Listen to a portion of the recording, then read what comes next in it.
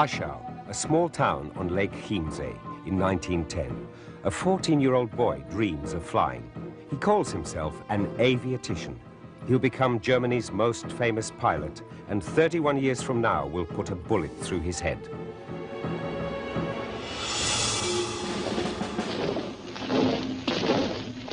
The Nazis carried him to his grave with due ceremony, marching in step beneath the swastika. Hermann Göring, Reichsmarshal and head of the Air Ministry, called it a tragic accident. The official line was that Udet had crashed on a test flight. The cult of death and crocodile tears. Jetzt müssen wir Abschied nehmen. Unfassbar ist uns der Gedanke, dass du, mein lieber Udet, nicht mehr unter uns weilst. That was a lie. Göring himself had driven the flyer to his death.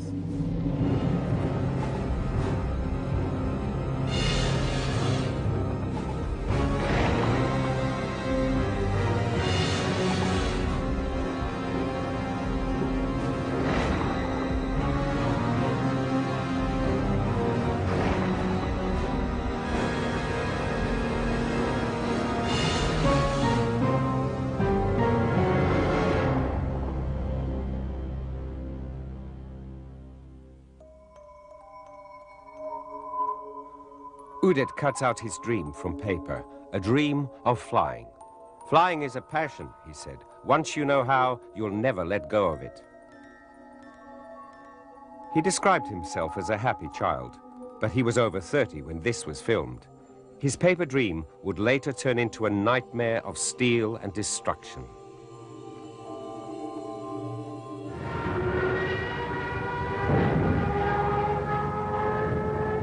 He invented the Stuka, meaning dive bomber. Howling infernally, the aeroplane carried death to its target with pinpoint precision. It was one of the first terror weapons of World War II. Udet hat mir einmal, ich glaube, das hat er öfter auch an andere Kameraden geschrieben, einmal geschrieben, das Fliehen ist das Leben wert. Worth risking your life for, as well as the death of so many people.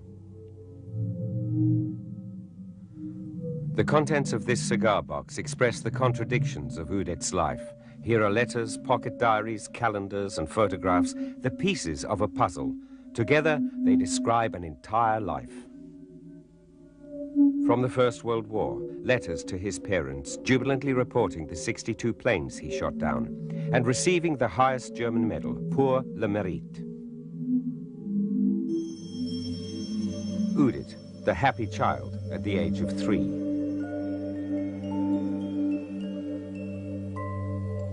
He grew up in Munich, a carefree childhood, as the only son of parents from the high bourgeoisie. By the Isar River, his interest in flying machines was kindled by looking through the fence of the Otto aeroplane factory. He saw man-made birds being created from wood and canvas.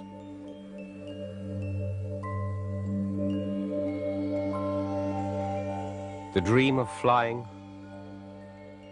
also a dream of freedom, a dream which could fail.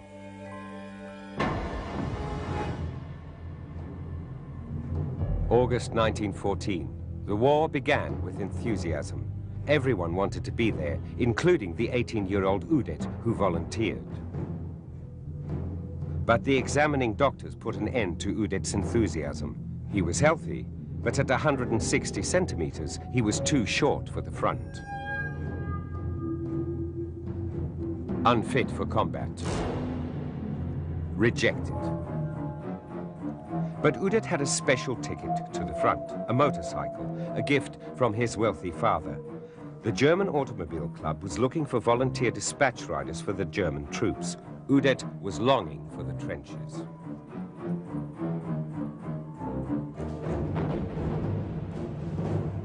The reality of the war was brutal and bloody. But in its first year, it was still being cast in a patriotic light. The war was an adventure for would-be heroes. The letters Udet sent to his parents were full of the boastful talk common at the time. Strasbourg, August the 20th, 1914. Hopefully we'll soon get back to the front, he wrote. Then we'll give those guys such a thrashing they won't fit into a coffin. Schoolboy bravado, a way of talking yourself out of your fears. Better still, you fly away from them. Udet's knowledge of engines and planes brought him a dream job, fighter pilot. Flyers were the new idols, the knights of the air. They flew in rickety constructions of canvas and plywood. The air war looked like a game, but it was a deadly battle. Hardly any of the famous fighter pilots survived the war. You cannot think, wrote Udet, that everyone you shoot down has a mother who cries for him.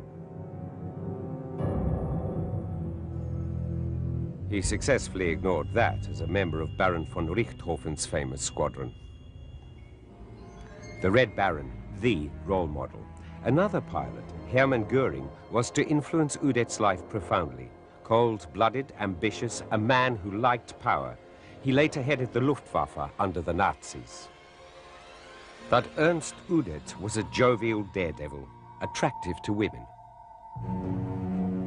At the end of the war, there was a revolt in Germany, producing the Weimar Republic.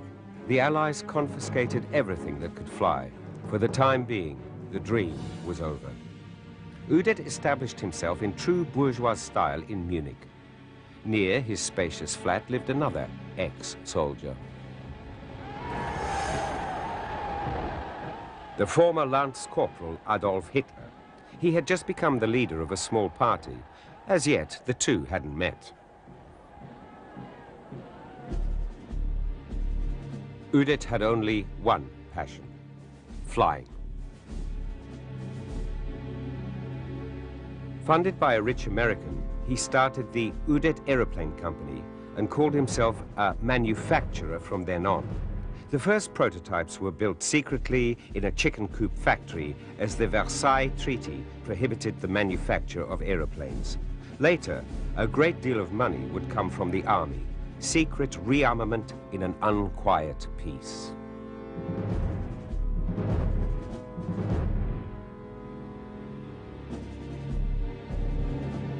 And Udet was flying once more. For him, this was what mattered most. Before huge audiences in both Germany and America, he risked his life performing dangerous stunts. Battle maneuvers had become circus acrobatics. No one else dared perform loops so close to the ground. No one else could pick up a cloth with a wingtip. One of the most breathtaking stunts. No one else could do it. With the engine of his Flamingo off and the propeller motionless, Udet flies one more loop. Then he slowly approaches the runway, the engine still off. The Flamingo drifts down towards the runway, approaching the touchdown sideways. It seems impossible to stay airborne, but like a true acrobat, the danger is always under control. Ich hatte das Gefühl, dass einfach wie ein Vogel ist. War so sicher, dass man überhaupt keine Angst mehr mit ihm zu fliegen hatte, gar keine Angst hatte. War wie ein Vogel. Sehen Sie mir, Frau, mit der Fliegerei ist das so eine Sache. Viele fühlen sich berufen, aber nur ganz wenige sind auserwählt. Flying as genius, the pilot as artist. Crazy daring, Udet flies under the bridges of the Isar.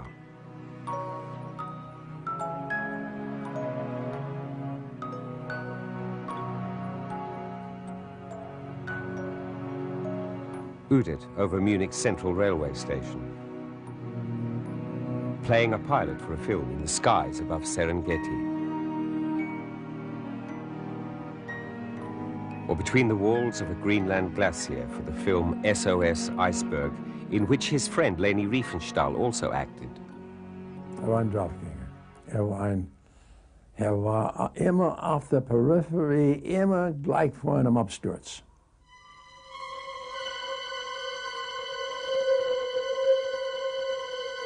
Aber hatte eben ein so feines fliegerisches Gefühl, dass bis an die äußersten Grenzen gehen konnte. Und war wie sagt man, ein fanatischer Kunstflieger. Das war sein Leben. Und er war ein Angeber. Udet, roaring engines in the roaring 20s. Everyone in Berlin knew him. There was always a table reserved for him at his favorite restaurant. Wild parties and Udet always in the thick of it. Das war ja auch ein Mensch, der immer gute Laune um sich verbreitete, nicht, wo der war. Ich frage mich manchmal, wie kann ein Mensch eigentlich nur gute Laune verbreiten? Wie sieht es eigentlich in ihm aus? Wo ist denn die Kehrseite der Medaille? Udet was hardly ever alone and was seen at the most popular bars. He was a lady killer, the life of the party, dancing on tabletops. He put on juggling performances. The cognac and champagne flowed. He juggled plates and glasses when he was in really high spirits. Or he'd put a safety pin through his lip. He called it his Fakir-Trick. Ich habe die Frauen immer, ich habe sie nicht verstanden, die sich so an ihn gekettet haben, nicht wahr? Weil für mein Gefühl gab er als Mann zu wenig und nahm zu viel. Die Frauen haben sicher immer mehr erwartet, als er von den Frauen erwartet hat. Er hat das genossen und mitgenommen, was er da bekommen konnte. Und was gefällt Ihnen am besten hier? Nicht die Frauen? Nein. Wirklich nicht. Ich glaube, er wäre sehr bestürzt gewesen, wenn er hätte nachfühlen können, was er meiner Mutter und wahrscheinlich auch noch anderen Frauen angetan hat. Udet with Amy Bessel, a young actress. It was love at first sight. In 1933, she gave birth to his daughter. Udet sent a telegram while enjoying himself with friends at Lake Eibsee. Congratulations, call her Anna-Marie. Please write Eibsee Hotel, Udlinger. By this time, he was in a new relationship with another woman.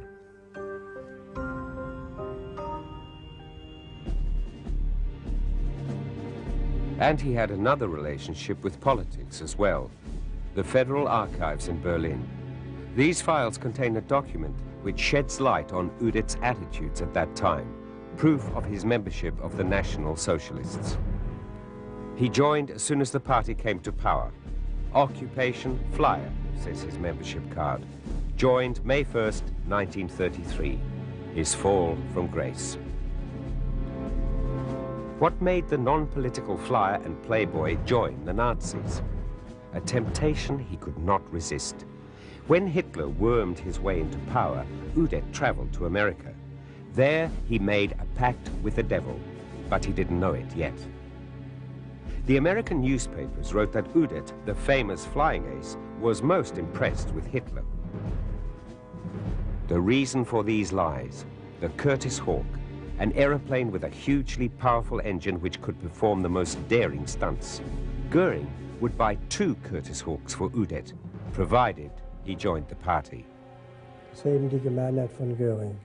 Und hat auch nicht richtig mitmachen wollen im Anfang. Er hat gesagt, das will ich. Und hat Göring gedacht, ja, dann kaufe ich ihm ein paar Maschinen in Amerika und dann soll er hinfliehen oder hinfahren und sich die Maschinen da holen. Das hat er ihn gekauft.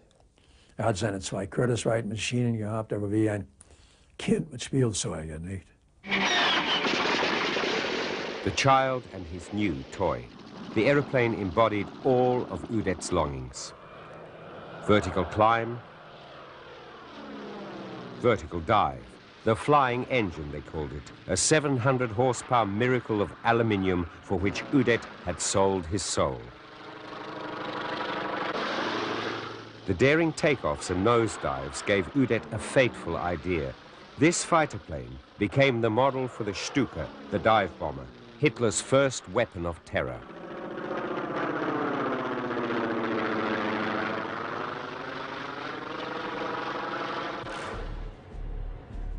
This plane was found in a field near Krakow.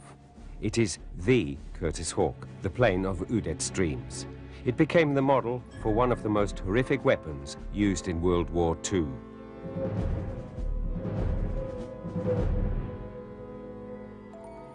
In this bucket seat, Udet completed many of his hazardous stunts. Using these levers, he earned worldwide acclaim. But with this joystick, he practiced a maneuver that would terrify its thousands of victims. Udet's stunt show became deadly serious.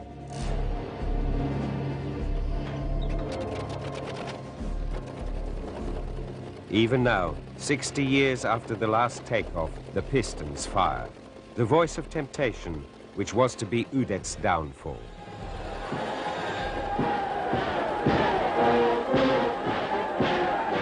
After January 1933, Hitler was Reich Chancellor and called the tune.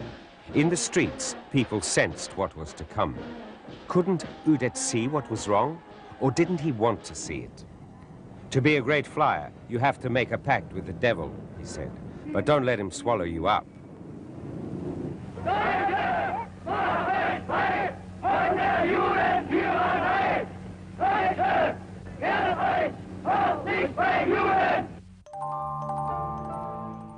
A visit to Udet's home. Just an overgrown boy, sports trophies and memorabilia. Kitsch from the World War and trophies for the planes he had shot down. Portrait of the Red Baron. Udet as a dashing young man wearing his Pour le Mérite medal. Much vanity, but also a great deal of loneliness. All questions are locked out, repressed.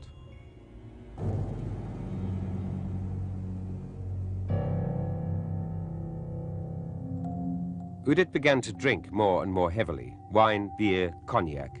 He ordered a mobile bar from a carpenter, which became standard equipment on all his flights. Glasses were carefully stowed to survive any stunt. Udet always drank when he flew. His generation considered heavy drinking manly. We liked each other and drank our first bottle of brandy together, recalled his friend, the writer Count Zuckmayer, who later wrote a play, The Devil's General, based on Udet's life.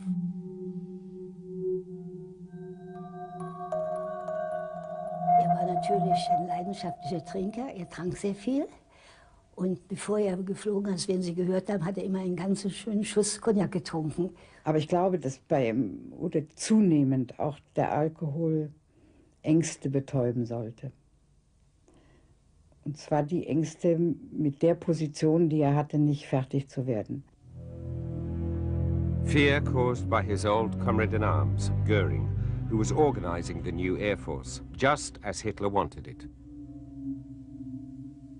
Deutscher Fleiß, deutsche Arbeit, deutsche Erfindung und deutsche Organisation haben hier nun der Welt einen neuen Beweis ihrer einzigartigen Kraft und Stärke gegeben. Now Göring needed a role model for his Air Force. Udet was expected to take on the task, and he did. Aber wenn es auch mal schief geht, Jugend muss wagen. Youth must be daring. Udet was just the man for such propaganda slogans, and for the weekly newsreels, which showed him at the side of the Reich's master of the hunt. Udet played along, but had conflicting feelings. In the German forest, there's a smell of carcasses, he wrote in his notebook.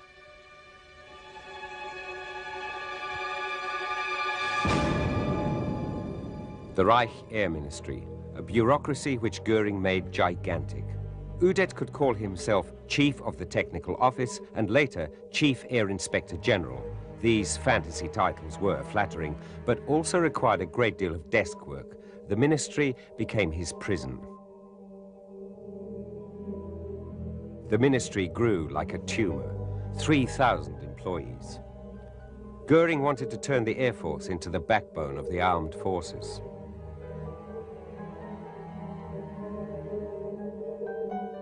Udet had a talent for drawing and did this cartoon of himself. Chained to his desk, he naively dreams of better times. Frustration or flirtation? He drew himself as the victim, but he had become the perpetrator. He dreamt of the times when he had roamed the skies in his flamingo plane. He was a fantasist who fled his problems. He repressed them, but by now his pact with the devil was sealed. But could he admit it? At San Remo, he put on a show of loyalty for the cameras of the weekly newsreel, strolling with Goering in civilian clothes like a tourist. He hid behind jovial wisecracking. Vor allem hat über Göring gelacht, weil Göring so cäsarenhaft mit seiner weißen Uniform, mit seinem goldenen Gürtel und seinem Marschallstab da rumlief, mit seinem dicken Bauch. Da hat er irgendwie komische Bemerkungen über ihn gemacht. Ja. But what use were jokes and civilian clothes now that he was so deeply implicated? In this period, Udet approved a rearmament plan that prepared for war. In just under 2 years, the number of Air Force planes would increase from 3,400 to almost 24,000, a six-fold increase. Rechlin, 100 kilometers north of Berlin. The Air Force, as a fantasy of power, would now be put to the test. The rusty ruins of Goering's pride. These hangars once housed top-secret armaments projects, prototypes for the so-called miracle weapons, such as the jet bomber.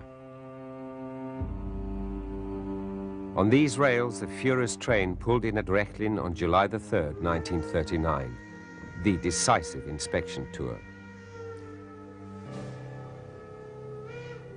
Hitler wanted to see the Air Force's rearmament for himself. He wanted confirmation of what he already believed, that nothing and no one could defeat this Air Force, that the war could begin.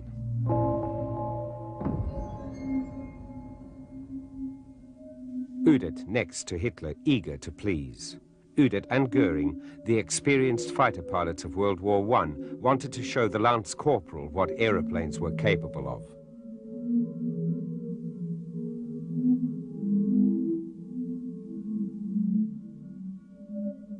Hitler was impressed. German craftsmanship for his World War madness. It was essentially a repetition of the air shows of the 1920s. Udet demonstrated his skills, and the public was amazed. The strangest prototypes, impressive aerial stunts, show flights.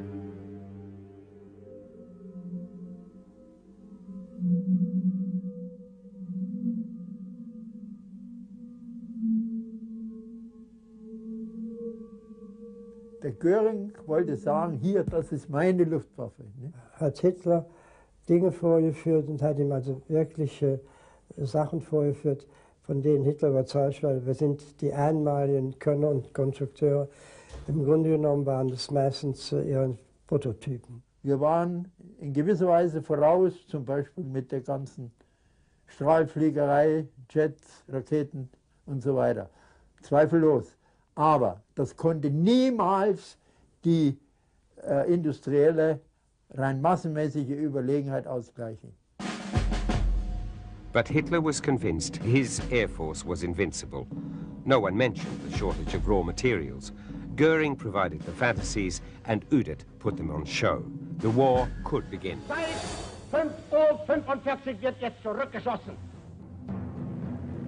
The 1st of September 1939, attack on Poland. Udet's weapon, the Junkers 87, the Stuka, was about to attack. The Polish army had nothing to counter it. The Jericho trumpet, a siren fixed to the plane, howled over Poland. Udet's invention terrified its victims.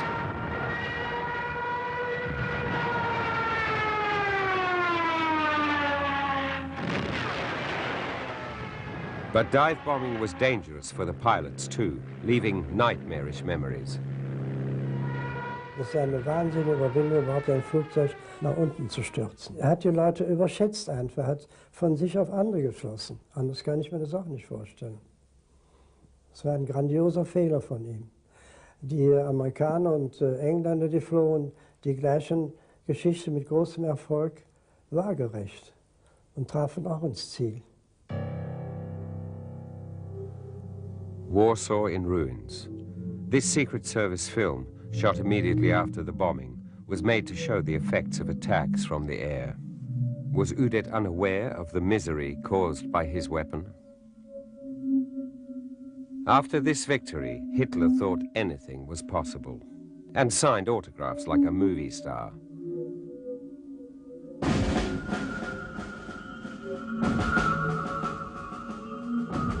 Nerves were strained at the Air Ministry. For Hitler, the war had just begun, but the Air Force and its leaders were already running out of steam. While Goering let things slide, Udet buckled under his workload. The huge Air Ministry was disorganized. Udet hoped the latest prototypes would impress, but by now raw materials were running out. And a competitor who was trying to dislodge him, Goering's State Secretary Erhard Milch, who said, Hitler rightly considers Udet the greatest aviator, but that doesn't make him a great engineer. Man hatte den Eindruck, dass der Milch dem Udet Neid entgegengebracht hat, weil als Generalluftzeugmeister zweifellos also eine gewisse führende Stellung hatte, die gern eingenommen hätte. Milch war der große Organisator, der große Könner, und er war schon dazu prädestiniert, weil doch Direktor von der Lufthansa war, sodass also auch kaufmännisch und organisatorisch Udet weit überlegen war. Perhaps it'll work out after all.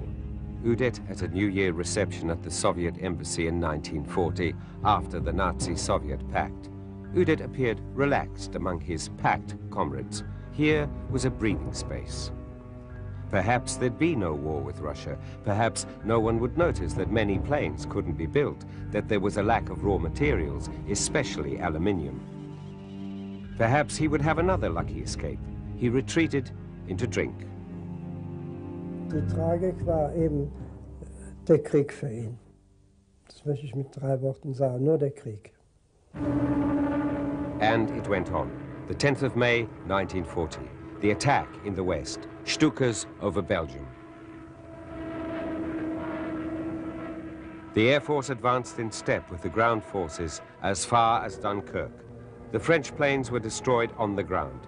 Udet's Stukas celebrated their last great victory.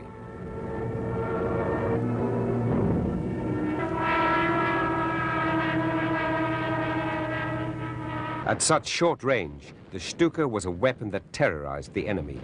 But Udet knew he couldn't go on winning battles forever.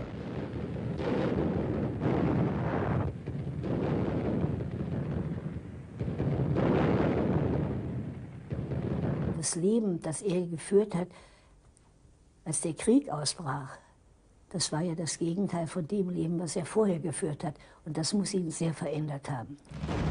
Udet now issued daily orders which begged his employees to achieve the final victory for their dearly beloved fatherland, Nazi jargon. Did he realize what he was saying? There was to be no final victory. The war continued. Bomb England was Hitler's order, as the way to the Channel was now open. Goering with German troops. He promised his pilots would soften up the island for invasion. The Battle of Britain had begun. Udet knew the German Air Force could not win. The range was too great for the Stukas, and the slow German bombers would be an easy target for the Royal Air Force. The bombs falling on England only strengthened the British determination to resist.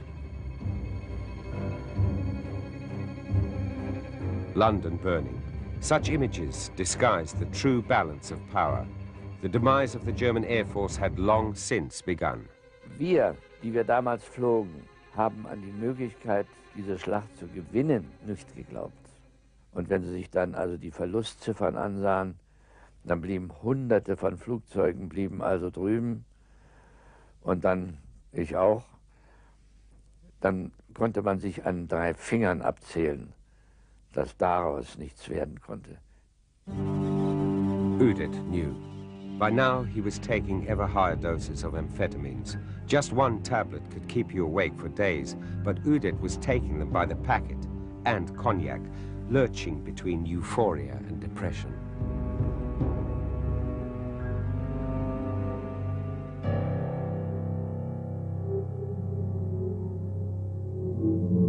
His dream of flying in a pill, a flight from the evil reality which surrounded him into a weightlessness which anesthetized all reality.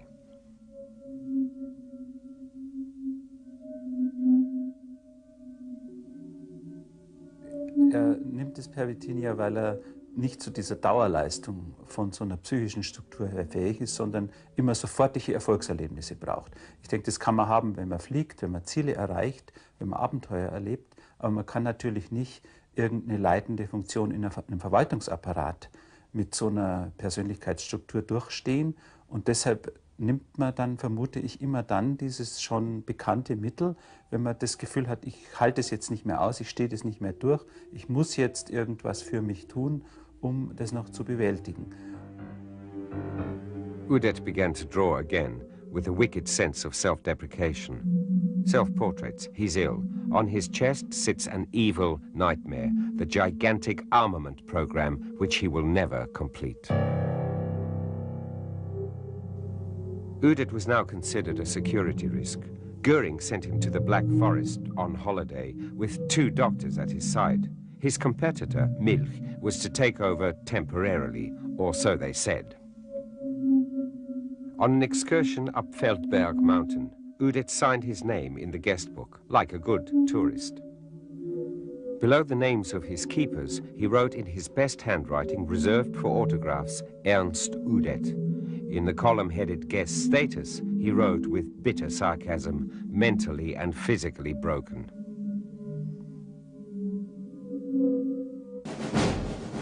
And the war went on, now in the east, against Russia, June 1941. Udet knew that this war on all fronts had long since been lost, that his aircraft must be lost on the vast plains of Russia, like the ground troops. The Air Force had been equipped for short-range targets and couldn't attack this huge country. The advance became bogged down. The Air Force could hardly support the infantry because of the enormous distances, despite the propaganda images. Goering's boastful dream of an all-conquering Air Force came to an end during this advance. But the misery caused by the German army in Russia was indescribable. Could Udet repress this fact? Eins erinnere ich mich, dass sehr verzweifelt war und aufgeregt war, als Russland der Krieg erklärt wurde, als die Deutschen in Russland einmarschiert sind. Ich glaube, da hat ich erinnere mich, er hat gesagt, Leni, das geht nicht gut. Ja, das hat er gesagt, Leni, das geht nicht gut. Er hat immer nur gesagt, es geht schief. Es muss schief gehen. August 1941, Goering's train in the Ukraine. Here, the Reichsmarshal held court, far removed from the cruel reality of the war. Situation briefing. Udet now stood to one side. He was indifferent, apathetic.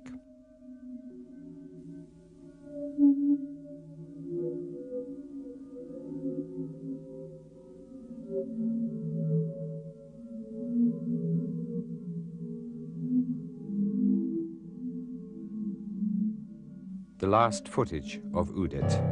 3 months later, he shot himself. Hat mir nur mal gesagt, wochenlang vorher, ich habe die Schnauze voll. Das hat er gesagt, ich habe die Schnauze voll, der Krieg ist sowieso verloren. Dem Wahnsitz hat er auch gesagt, was doktert ihr so lange an verspäteten Flugzeugen rum? Es ist ja sowieso schon zu spät. Er hat wirklich darunter gelitten, einem Dritten Reich zu dienen in einer exponierten Stelle. The ministry ordered portraits of Udet a few weeks before his death. Once more, he tried to manage the old poses. No longer the beaming hero. The smiles for the camera weren't a success.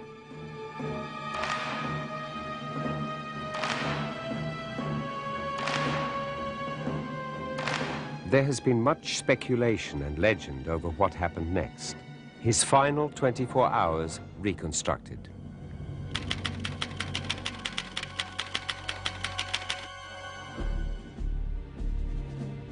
November the 16th was a gorgeous day, a Sunday. A few people met in the Heerstrasse in Berlin. Udet, his former flight technician, Bayer, and Udet's lover, Inge Bleile. He made awful jokes and tried to bury his dog Bobby in heaps of fallen leaves, she later testified. Somehow he was very wound up and cheerful in a worrying way.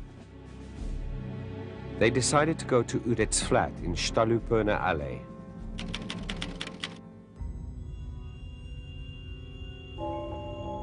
"1 p.m. They sat down at his mobile bar. "Have as many cigars as you like," Udet told Bayer. "They're the last I'll be able to give you." They smoked, drank. Udet drank a whole bottle of brandy over the next few hours. They talked about old times. The wall next to the bar was covered in memorabilia, pictures of aircraft, friends, and lovers. "Somehow I was scared," Inge Bleile said later. "Udet was so restless and he drank so much." His cheerfulness was a front. He tried to laugh off his fears. Early afternoon. Bayer had left. Udet and Inge sat on the sofa and kept drinking. He was still talking non-stop about his life, nothing held back. How in von Richthofen's squadron he'd won victory after victory as a knight of the air. "In those days we were still decent," he kept saying. And how all the flying enthusiasts had met on the Wasserkuppe mountain, so at ease, so carefree, so different. SOS Iceberg, those crazy days of filming in Greenland with Leni Riefenstahl. A child's dream of flying. He had filmed lions and giraffes. His film was called Strange Birds Over Africa. Then the times had changed. He'd let himself be bought by Goering, the wrong man in the wrong place. Crazy armaments plans he couldn't fulfill, nightmares over the crimes being committed.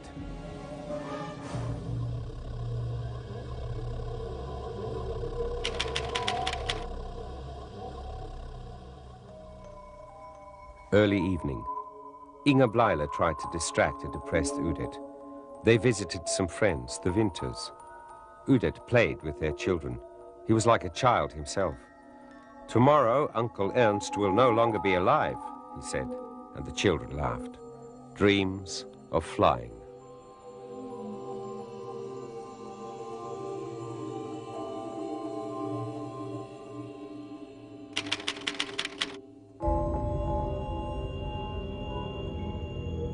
They sat down to dinner at 7:30. There was duck with red cabbage. "I feel like that duck," Udet said. "Here today, gone tomorrow." Red chrysanthemums on the table, red candles, solemn like a funeral. Udet was cheerful and kept telling jokes, as he had in Berlin in the 20s. But who could believe his laughter?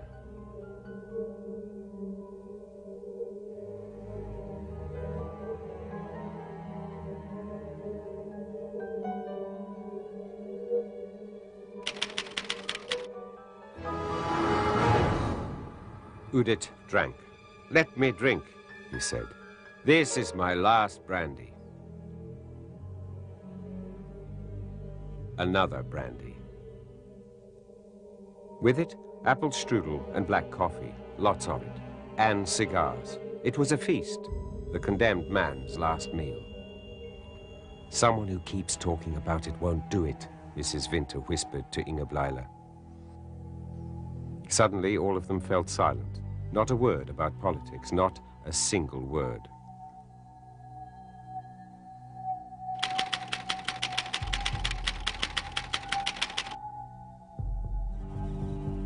They left the Winters about 1 a.m. Udet drove Inge to her flat. She did not want to be with him now. She was afraid she couldn't bear his depression. Udet was in a crazy mood again and sang the latest songs. "We should have got married, had children, instead of fighting this shitty war," he said suddenly. Too late. Everything was sliding towards the abyss. At about 8:30 a.m., Inge Bleiler's phone rang. It was Udet. His voice was quite calm and cold, she later recalled in her statement. "There's no point anymore," he said. She heard the shot over the phone. Ernst Udet had shot himself at his desk with a Colt revolver. The escape into alcohol and drugs had not been enough. Death as the ultimate denial of failure, of crime, and of his weakness in the face of it all. But one mystery still remains. At the end, Udet had given vent to his depression. He scribbled an accusation in lipstick on the headboard of his bed. Immediately after it was discovered, his adjutants wiped off this farewell. What had Udet written? A 40-year-old document provides conclusive evidence. It's Inge Bleiler's account of the night he died. Udet had written 3 sentences. "Darling Inge, why did you leave me? Man of iron, you lied to me," meaning Göring, and Milch, you bastard. Inge Bleiler's eyewitness account.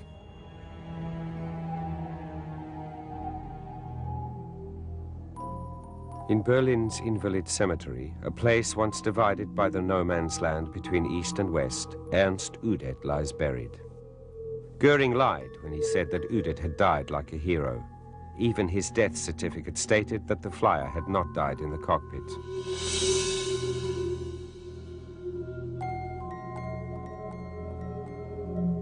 To be a great flyer, you have to make a pact with the devil, Ernst Udet had said. But don't let him swallow you up. But he had let himself be swallowed up.